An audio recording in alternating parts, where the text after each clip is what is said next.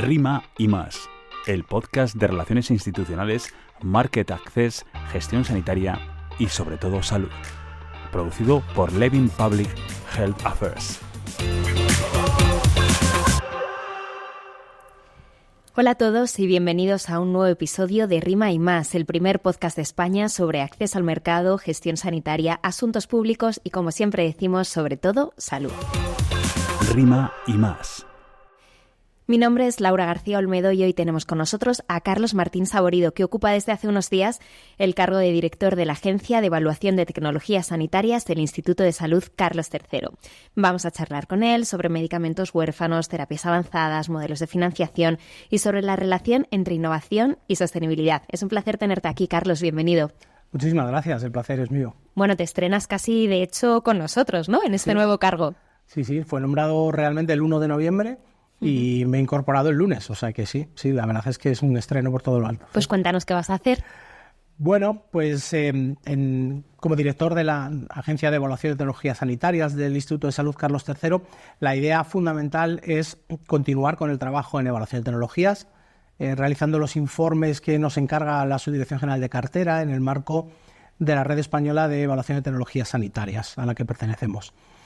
Aparte de este encargo, que ya venimos realizando durante varios años, vamos a comenzar un trabajo sobre investigación en política de salud, intentando llevar adelante proyectos o ideas que se han generado durante mi etapa en el Ministerio y que realmente el sitio óptimo para poder desarrollar es un centro de investigación como es la agencia, que es un centro de investigación del Carlos III. Y básicamente la idea es centrarnos en estas dos áreas, aparte de los proyectos que ya existen en la agencia y que comenzó Luis María García antes como director.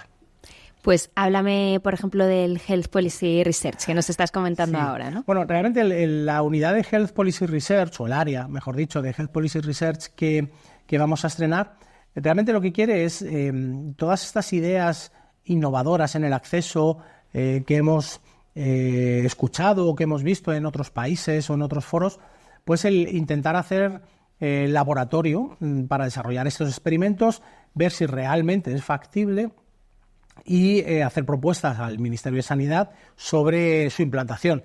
De igual manera, el Ministerio puede hacernos propuestas de investigación en ese área. El objetivo fundamental es intentar hacer investigación menos académica y más aplicada. Es decir, no irnos al marco académico 100%, sino intentar que estas investigaciones claramente tengan como objetivo una implantación en el sistema para beneficio del sistema. Y dentro de este Health Policy Research sé que hay unos puntos importantes, por ejemplo, uno de ellos que nos comentabas en nuestro ciclo de desayunos era la empatía multidireccional temprana. A mí me ha encantado el nombre, la verdad, porque no sé si nos falta empatía a la hora de evaluar. Sí, yo creo que el concepto... la propuesta conceptual es esa, es generar un marco común, un espacio donde todos los implicados en el proceso de acceso nos podamos sentar, podamos hablar y tengamos empatía unos con otros, es decir, que no lleguemos a situaciones concretas como pueden ser situaciones de negociación donde al ser una negociación hay poca empatía o que sean situaciones en las que los pacientes reivindican y pues la financiación de determinados medicamentos o de determinadas cosas y esa reivindicación tampoco se hace en un espacio de empatía. Entonces, el espacio de empatía es un espacio temprano, puesto que se intenta hacer lo antes posible para que realmente las cosas ásperas que hacen que se dilaten los procesos de acceso pues se acorten. Y luego también que le dé un espacio de tiempo en el que se pueda desarrollar una evidencia que ayude a tomar decisiones con menos incertidumbre. Uh-huh. Dentro, además de la agencia que ahora estás liderando, tenéis sobre la mesa 3 líneas estratégicas, la de biosimilares, la de medicamentos huérfanos y la de terapias avanzadas. Háblanos un poco de cada una de ellas. Bueno, la parte, realmente esas son las áreas estratégicas en las que nos gustaría trabajar. Es verdad que el área de biosimilares vamos a tener que empezar a trabajar. Nuestro interés es colaborar en la estrategia Augment, que es un proyecto del programa EU4Health, y sí que queremos implicarnos en poder trabajar con los países liderados por Austria para poder para poder trabajar en una estrategia de biosimilares, en un proyecto de capacity building para los países. Entonces ahí realmente sí que queremos ser colaboradores en esa estrategia y bueno, con el tiempo probablemente avanzará a lo mejor a líneas propias. En el área de medicamentos huérfanos sí que hemos empezado a trabajar concretamente en enfermedades raras con un proyecto a 3 bandas entre FEDER, el Ministerio de Sanidad y nosotros, en el que sí que vamos a estar implicados como un partner de análisis de datos y metodológico. También en la parte de investigación sobre financiación de medicamentos huérfanos queremos iniciar un nuevo proyecto sobre financiación estratégica en medicamentos huérfanos, que se está todavía en fase de desarrollo, de pensar cómo lo vamos a hacer. Y luego en el área de terapias avanzadas sí que vamos a presentar un proyecto, vamos a liderar un paquete de trabajo en la Joint Action para entidades pagadoras que se presentó en agosto y que queremos presentarla en enero, que es cuando acaba el plazo. Entonces ese proyecto es un proyecto que trata de reducir la incertidumbre en la toma de decisiones mediante un esquema de pago basado en incertidumbre y precios dinámicos. Sí, de hecho te iba a preguntar por la incertidumbre, que te he oído hablar ya varias veces de ello, que reducir la incertidumbre es muy complicado. Entonces, no sé si hay alguna medida que hayáis pensado, darle un valor económico a esta incertidumbre, cómo aplicarlo a la hora de la evaluación. ¿Alguna vez nos has hablado de ello? No sé si puedes explicarnos. Sí, yo creo que lo complicado de la incertidumbre es llegar a un acuerdo de dónde está la incertidumbre, porque obviamente los intereses, cuando no hay situaciones de empatía, los intereses priman a la hora de identificar dónde están las fuentes de incertidumbre y muchas veces nos podemos encontrar decisiones basadas en que hay una incertidumbre en tal sitio, pero no nos hemos molestado en cubrirla o en ver si se puede cubrir. Entonces, yo creo que lo importante es identificar la incertidumbre y estar todos de acuerdo en dónde está la incertidumbre y a partir de ahí empezar a construir, empezar a trabajar en cómo cubrir esa incertidumbre. Y obviamente esto tiene que tener un link con el precio. Si queremos que haya un acceso rápido de medicamentos con alta incertidumbre, lo que tendremos que hacer es ajustar este precio de entrada en el mercado a esa incertidumbre. Y por tanto empezar a lo mejor con precios más discretos y según se vayan cubriendo las incertidumbres ir subiendo. Habrá situaciones en las que la estrategia farmacéutica no quiera generar más evidencia en ese punto porque su objetivo es ir a otra línea. Bueno, perfecto. Lo único que, claro, hasta que esa línea que tenga más valor salga adelante, pues los precios tendrán que ser más disminuidos, puesto que esa incertidumbre no se cubre. De todas formas, esto es una idea muy disruptiva, ¿no? Que no sé si ya se ha comentado internamente en el Ministerio, por ejemplo, o no, porque estamos acostumbrados a que las revisiones de precio, por ejemplo, sean a la baja, pero esto supondría que esas revisiones de precio fueran al alza, claro. ¿Esto tú crees que será fácil llevarlo a cabo? No, creo que será complicado. Lo primero que hay que hacer es que este proyecto de investigación dé resultados positivos. Quiero decir, puede que nos encontremos que de todas las medidas que queremos incluir en toda estrategia, pues hay algunas que no salgan y a lo mejor al final pues solamente se puede llegar al diálogo temprano y el precio dinámico nadie lo ve claro. Puede ocurrir. Entonces, bueno, yo me esperaría a ver cuál es el resultado y según el resultado que sea, a ver cómo se puede implementar. Es verdad que implicaría cambios serios en la mentalidad en el Ministerio y en estructuras a nivel de pagadores, a nivel de cada una de las regiones, porque claro, es muy disruptivo empezar pagando por un medicamento un precio y a lo mejor en 3 años que el precio sea mayor, es complicado. Entonces, bueno, hay que discutir todo esto también con los pagadores para ver si se sentirían cómodos o no y sobre todo basar el proyecto en el valor que aporta el medicamento, es decir, si el valor que aporta el medicamento merece que ese precio vaya aumentando, fantástico. Si el valor que tiene el medicamento es tan marginal o al final no conseguimos reducir esa incertidumbre, pues a lo mejor se quedará con ese precio. La idea es, yo creo, no cometer los 2 errores típicos que se pueden cometer, es decir, financiar algo a un precio muy alto y al final que no sea tan efectivo, o al contrario, el dar un precio muy bajo a algo cuando realmente tiene mucho valor. Es intentar buscar ese precio justo, ese precio por valor. Esto también implicaría una planificación por parte, por ejemplo, de las comunidades autónomas a largo plazo diferente al que se está planteando ahora, porque el gasto sabemos que va a ser mayor cada vez, ¿no? Claro, lo único que también hay que tener en cuenta es que esto no va a ser no está pensado el proyecto para que haya muchos medicamentos que tengan que ir a través de este procedimiento.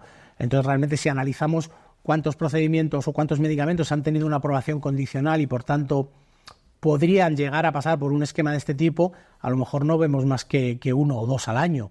Quiero decir que tampoco el impacto sería tan relevante. Yo creo que lo que habría que hacer es, en el proyecto de investigación, realmente comparar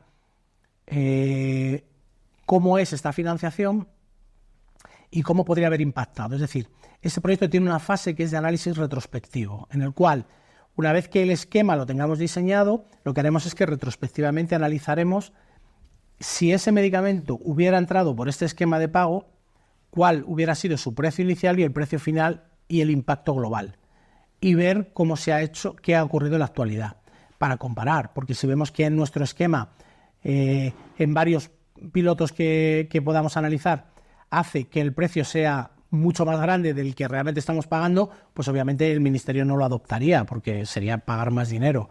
Entonces, claro, esto tiene que hacerse una fase de validación, que es una validación retrospectiva. Vamos a cambiar un poco de tema ahora, porque quiero hablar contigo del Real Decreto de Evaluación de Tecnologías Sanitarias, en el que has estado bastante involucrado. ¿Se van a cumplir los plazos? ¿En qué momento estamos? ¿Qué va a suponer? ¿Qué papel va a tener el paciente ahora también en la toma de decisiones? Sí, bueno, ahora mismo se están terminando ya las alegaciones. Ha habido un primer cribado de alegaciones que han hecho personas del equipo de estrategia e innovación. Se está finalizando. A continuación, bueno, de manera paralela ya se están respondiendo por parte de las subdirecciones generales y del director general a estas alegaciones, a estas cuestiones, y sí, en principio los plazos de que esté aprobado antes de finales de año parece ser que sí se va a cumplir. Con los plazos se puede cumplir. Respecto a las participaciones que me dices, claro, la participación del paciente va a cambiar radicalmente. Porque es cierto que la participación del paciente en la agencia del medicamento sí que estaba, en la parte de redes como red de agencias de evaluación también, porque hay un programa de participación de actores del sistema, pero realmente en todo el procedimiento no estaba enmarcado. Entonces el nuevo Real Decreto dibuja un escenario en el que el paciente va a estar desde el inicio involucrado en todo el procedimiento. Es verdad que la fase final, que es la fase de decisión, la parte de la CIM, ahí no está previsto que el paciente esté, porque realmente es decisor y el paciente ahí no está, pero está en todo, digamos, en todos los pasos anteriores, y va a ser muy relevante la presencia del paciente. Lo que es muy relevante, y ya lo han demandado los pacientes, es que tiene que haber en algún momento, las instituciones tenemos que diseñar una formación que el paciente pueda reconocer como reconocida por todo el mundo, para poder participar de manera positiva en todas estas instituciones. El último informe Wade, Carlos, revelaba que el tiempo de media disponibilidad de las terapias innovadoras en España pues aumentaba de los 517 a los 629 días. Y yo no sé si con estos elementos que estábamos justo hablando hace un momento, de la empatía multidireccional temprana, ese diálogo temprano, etcétera, podríamos conseguir ese acceso más rápido a estas terapias. Entiendo que la idea es que de esta manera sí que lo hagamos, ¿no? Hombre, yo creo que lo que va a contribuir a que disminuyan los tiempos no es tanto esta estrategia individual, sino realmente lo que va a contribuir a disminuir los tiempos es la estrategia global de HTA del Real Decreto. Es decir, el Real Decreto dibuja un panorama, dibuja un camino que van a seguir la evaluación de los medicamentos con unos tiempos. Entonces, como se van a cumplir esos tiempos, digamos que los tiempos medios se van a reducir, porque la idea es no superar los 180 que legalmente están establecidos. Es verdad que el Real Decreto y la estrategia HTA no habla de cómo se va a negociar, pero claramente si parte de la negociación se traslada a una fase muy temprana, cuando haya que negociar, pues ya quedarán pocas cosas que negociar, con lo cual será más ágil. Pero en general lo que creo que va a contribuir a disminuir los tiempos es la estrategia global de HTA. Carlos, nosotros vamos a ir ya terminando, pero hay una sección que a nosotros nos gusta mucho, que es como la pregunta fantasma, por decirlo de alguna manera. El invitado anterior lanzó una pregunta que hoy te vamos a hacer a ti. Él no sabía que eras tú el invitado del podcast, y la pregunta es la siguiente. Te la lanza el presidente de la Comisión de Sanidad del Congreso de los Diputados, Agustín Santos Maravero. A partir de dentro de 2 años, el mantener una ampliación del gasto sanitario implicará también reformas fiscales que apoyen toda esa trayectoria. Entonces, ¿qué opina él o ella de cómo podemos hacer esto en este margen, prepararnos para este margen a dentro de 2 años en la que nos encontraremos con la necesidad de acompañar la capacidad fiscal con el gasto sanitario? Bueno, voy a ir retransmitiendo tu cara, Carlos. Te estás quedando pensativo. Es una pregunta difícil, claro, Agustín. Es una pregunta compleja porque realmente nunca se ha visto que se pueda... Bueno, sí se ha visto, porque antes del 18 sí hubo una reducción del presupuesto. Pero es complicado el que pueda haber una reducción porque entiendo que hablamos de solo gasto farmacéutico o todo el presupuesto sanitario. Presupuesto sanitario. Claro, si hablamos de presupuesto sanitario... claro, estamos metiendo decisiones que son a nivel central, como son la decisión de precio de medicamentos, con decisiones regionales que es prestación de servicios. Entonces yo creo que se puede llegar a controlar el gasto con políticas eficientes en la prestación, a la vez que políticas eficientes en la aprobación. Entonces tienen que ser medidas conjuntas. Y yo creo que una idea clave para poder controlar o disminuir el presupuesto es la desinversión. Es decir, tenemos que hacer un análisis serio de tecnologías sanitarias, intervenciones y terapias que hay que desinvertir porque no son eficientes. Tenemos ejemplos claros en Reino Unido, cuando Muir Gray hizo el análisis de la utilización, por ejemplo, de la ecografía o de las artroscopias de rodilla, donde se vio que se podían ahorrar mucho dinero por ineficiencia en los procedimientos. Yo creo que hay un trabajo importante. Igual que hay un trabajo importante en tecnologías emergentes, tiene que haber un trabajo importante en una evaluación de tecnologías obsoletas. Entendiendo tecnologías sanitarias, la definición amplia, medicamentos, dispositivos y todo.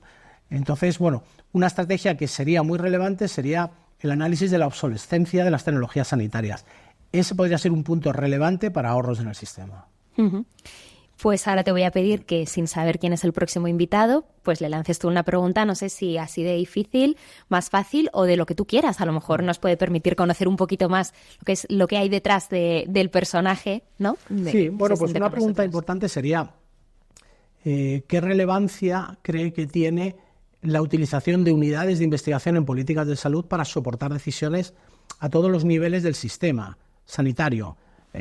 A nivel de políticas de acceso, pero también a nivel de política regional, por ejemplo, para ayudar a esta desinversión o este análisis de la obsolescencia. Pues nos la guardamos y a ver qué te responden, ya te lo contaremos. Carlos, ahora que ya empiezas este nuevo cargo, también te voy a pedir que pienses en cuál sería un deseo, ¿no? Ahora que empiezas, ¿cuál es tu objetivo o con qué dirías, me siento satisfecho si esto se cumple en esta nueva etapa profesional?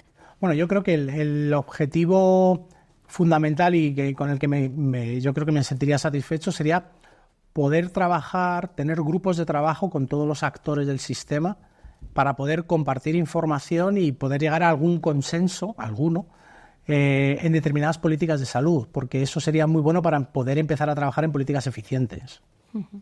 Pues a ver si tienes suerte, tienes mucho tiempo por delante, así que ojalá este deseo, cuando hablemos dentro de un tiempo, nos digas, pues lo conseguí.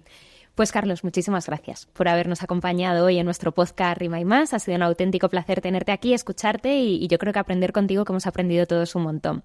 Así que muchísimas gracias. Gracias a ti. Y gracias también a Sara Mancebo en la redacción y a Chesco García en la parte técnica. Nosotros nos despedimos hasta el próximo episodio de Rima y Más, el primer podcast de España sobre acceso al mercado, gestión sanitaria, relaciones institucionales y, como siempre decimos, sobre todo, salud. Podéis escuchar Rima y Más en todas las plataformas de podcast y en nuestro canal de YouTube. Y además podéis seguirnos en las redes sociales de Levin Public Health Affairs, donde os iremos adelantando nuevos invitados y contando un montón de cosas. Muchas gracias por escucharnos.